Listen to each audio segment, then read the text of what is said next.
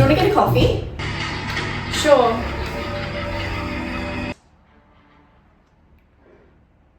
Do we really need to keep our phones within arm's reach at all times?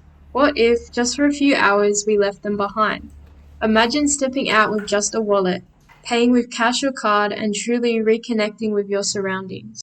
For generations, wallets were more than just a way to carry money. They held our IDs, cherished photos, and little pieces of our lives. They were personal, practical, and grounding. So why not bring back the wallet, but a modern version made from sustainable and biodegradable materials? Okay, so to make the bio-leather wallet, I first make a dough by combining 120 ml of plain white flour, 120 ml of almond flour, and 120 ml of water.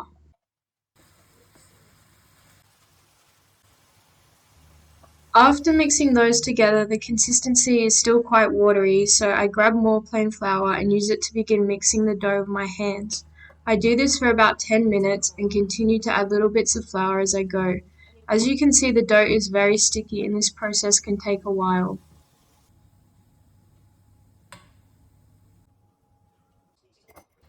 Finally, I am able to form a firmer dough that does not stick to my hands. I let this rest for 20 minutes before adding the dough to a bowl of water.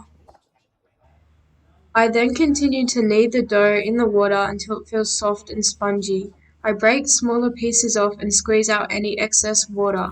I do this to all the pieces. After that, I add 45 ml of coffee grounds and 20 ml of glycerin, mixing everything together.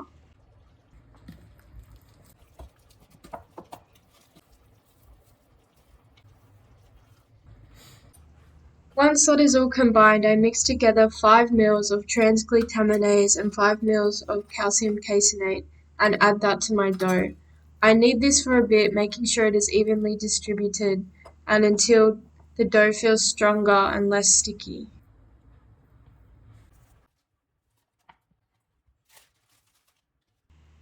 Then I add my dough to a flat surface with a layer of baking paper on either side.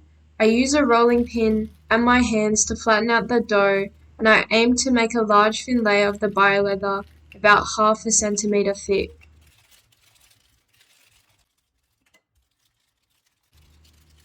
I then put this in the fridge to set overnight.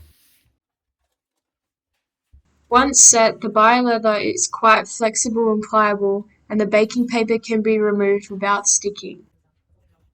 To make my wallet, I use a ruler to measure out the pieces I need, and a knife to cut out 3 squares, each roughly 1 centimeter taller than the last. So when stacked on top of each other, they form the shape of the wallet. To glue these pieces together, I use the caseinate binder as a glue. I start with the back piece and middle layer and use a small paintbrush to outline the edges of the square. I use a folded piece of baking paper to stick in the middle to encourage a space between the layers of the bioleather as it sets. I do the same to the middle layer and top square. To make the star, I use what is left over from the bioleather, cut out the shape as best I can, and I use the binder again to stick the piece on.